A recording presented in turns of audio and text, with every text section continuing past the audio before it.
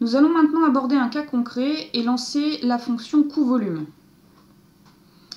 Nous avons paramétré la fonction coût-volume avec les règles suivantes. Ouverture de 8h à 12h, 210 jours d'ouverture sur l'année, des équipes d'une personne par profil professionnel et une salle par type d'équipement. Nous allons saisir le nombre de patients que nous voulons traiter par jour. Il va délimiter la plage de variation du nombre de patients à traiter. Dans cet exemple, je souhaite arrêter la simulation à 6 patients par jour. L'état initial reprend les paramètres enseignés dans le précédent onglet, que cela soit pour les horaires, la composition du personnel ou de l'équipement. Pour optimiser votre fonction coût-volume, je ne vous conseille pas de rajouter du personnel et de l'équipement si ces derniers ne sont pas en saturation. Là, le carré vert m'informe que tout est en ordre et qu'avec la configuration actuelle du modèle, je peux absorber le flux de patients, c'est-à-dire un patient par jour. L'outil m'indique également l'heure de sortie prévisionnelle du dernier patient. Pour notre état initial, le seul et unique patient sortirait à 11h04. Cet état initial, évidemment surdimensionné pour un seul séjour, présente un coût unitaire de 2808 € pour ne réaliser qu'un geste par jour. Nous pouvons donc poursuivre la construction de la fonction coût-volume et ajouter un nouveau patient au modèle en appuyant sur le bouton « Sauvegarder et poursuivre ». Lorsque vous cliquez sur ce bouton, l'outil vient stocker les résultats de votre simulation dans les graphiques au milieu et en bas de l'écran. Après avoir validé le premier patient dans la base, l'outil fait un premier test pour savoir si, sans changer ni les capacités ni le personnel, le modèle est en mesure d'absorber le patient supplémentaire. Et justement, nous avons un problème. Le dernier patient sort à 12h19 alors que l'unité ferme à midi. Le carré est devenu orange et il me donne des indications sur ce qui peut être modifié dans mon service. Dans cet exemple, je vais d'abord poursuivre une stratégie d'extension des horaires d'ouverture pour accueillir des patients supplémentaires. Mais avant d'allonger les horaires d'ouverture, j'attire votre attention sur le point rouge en face de la salle d'induction. Ce point rouge m'indique que c'est la salle d'induction qui fait goulet d'étranglement. Je pourrais augmenter sa capacité pour traiter plusieurs patients en parallèle et ne pas dépasser l'horaire de sortie. Mais je reste fidèle à ma stratégie d'augmentation des horaires, plutôt que d'investir dans de nouveaux équipements. Donc je décide d'ouvrir davantage mes unités en repoussant la fermeture d'1h30. Le carré devient vert et m'informe maintenant que le coût unitaire pour 2 patients passe maintenant à 1435 €. Aucun horaire ou présence du personnel n'est à modifier suite à l'allongement de l'ouverture de l'UCA. Je peux donc poursuivre la simulation en appuyant sur Sauvegarder et poursuivre. Notre modèle est à nouveau saturé. Le carré vert a disparu pour laisser la place à un carré d'information d'entête orange ou bleu selon le type de saturation. Bleu pour le personnel et orange pour l'équipement. Dans mon cas, le message nous indique que le service ferme trop tôt pour absorber le flux des patients. Je vais rester fidèle à ma stratégie et poursuivre l'augmentation de la plage horaire. Je pousse donc mon horaire d'ouverture à 14h.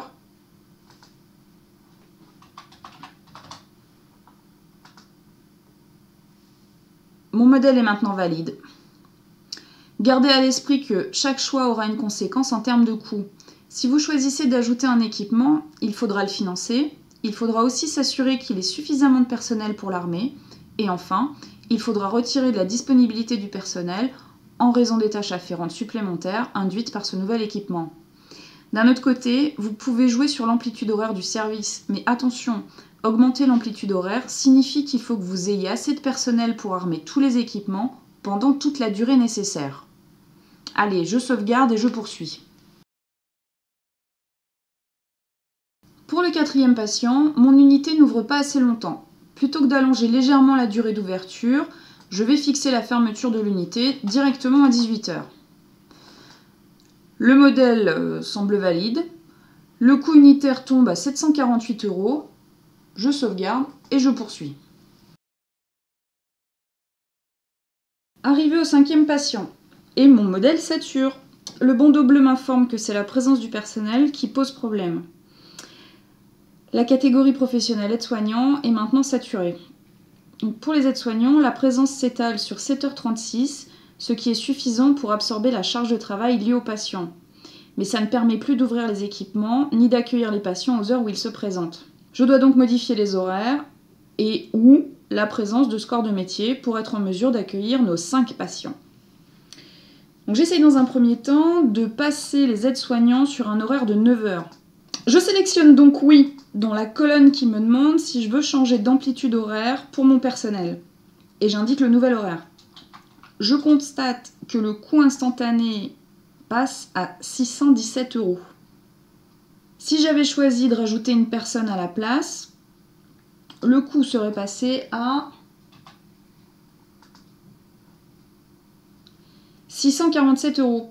Je vais donc conserver la première stratégie. Avant de poursuivre ma simulation, je m'assure que celle-ci est réalisable en appuyant sur le bouton « Vérifier maintenant ». Je poursuis ensuite ma simulation, sauvegarder et poursuivre.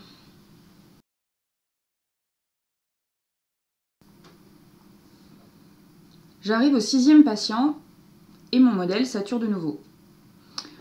Tout compte fait, je ne souhaite pas faire travailler mon AS plus de 8h30. Je vais donc indiquer à l'outil que je souhaite changer les horaires à la baisse et j'indique 8h30. J'ajoute ensuite une nouvelle AS. Pour les autres personnels en saturation, j'ajoute une nouvelle IAD, une nouvelle IBOD et j'augmente l'amplitude de mon IDE à 9 heures.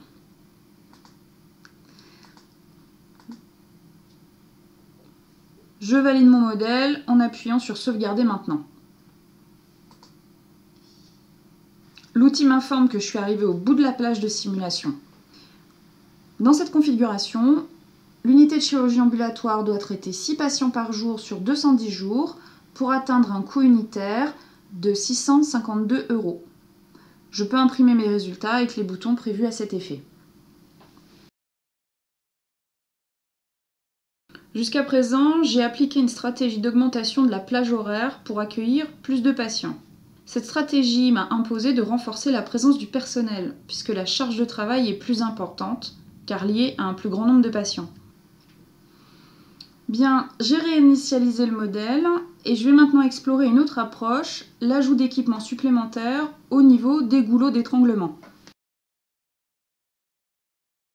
Pour le premier patient, il n'y a pas de problème particulier.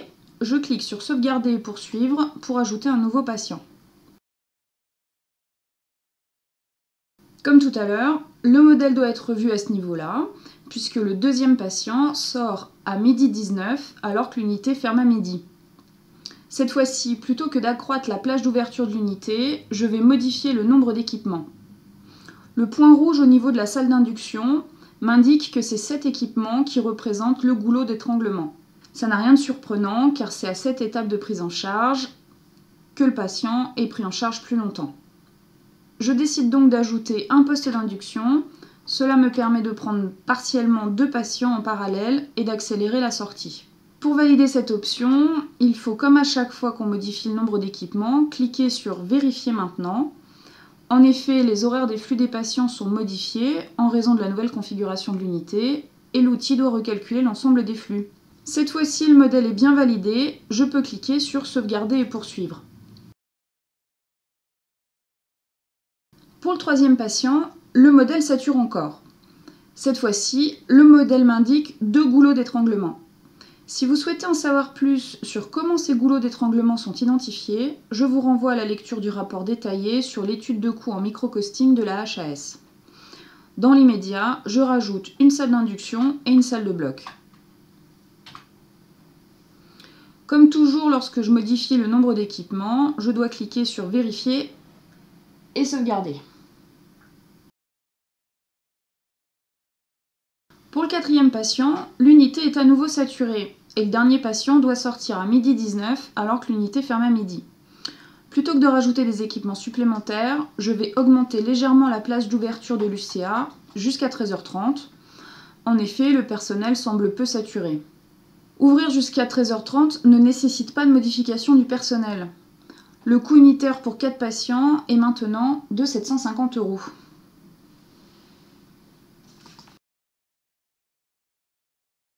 Cinquième patient, pas de saturation en vue, je sauvegarde et je poursuis. J'arrive maintenant à 6 patients. Le modèle ne sature toujours pas. Le dernier patient sort à 13h04, donc avant la fermeture de l'unité qui est prévue à 13h30. Je clique sur sauvegarder et poursuivre pour enregistrer le résultat final. Mon coût unitaire pour 6 patients est donc de 521 €, soit environ 20% de moins que le coût unitaire suivant la stratégie de l'extension des horaires d'ouverture jusqu'à 18h, qui nécessitait plus de personnel mais moins d'équipement. Voilà, nous arrivons à la fin de ce didacticiel vidéo de la fonction effet de volume de l'outil de microcosting pour la chirurgie ambulatoire. La courbe obtenue est visible en plus grand en bas. Elle montre, dans mon exemple, une variation de coût unitaire entre 2 809 € pour un patient par jour et 521 € pour 6 patients par jour. Cette courbe est bien le résultat des différents choix de configuration de l'UCA que j'ai effectués à chaque fois que le volume de patients augmentait. En réalisant d'autres choix, j'aurais obtenu une courbe différente, comme je l'ai montré tout à l'heure, en suivant 2 stratégies successives. Pour plus d'informations sur l'usage de la fonction coût-volume, ainsi que sur l'ensemble de l'outil de microcosting, je vous renvoie au document de présentation générale de l'outil et sa partie questions-réponses, qui donne des précisions et des solutions sur des points de configuration avancés. Vous pouvez également consulter le rapport méthodologique complet afin d'approfondir les choix méthodologiques de calcul de coûts et les mécanismes qui ont présidé à la conception de cet outil.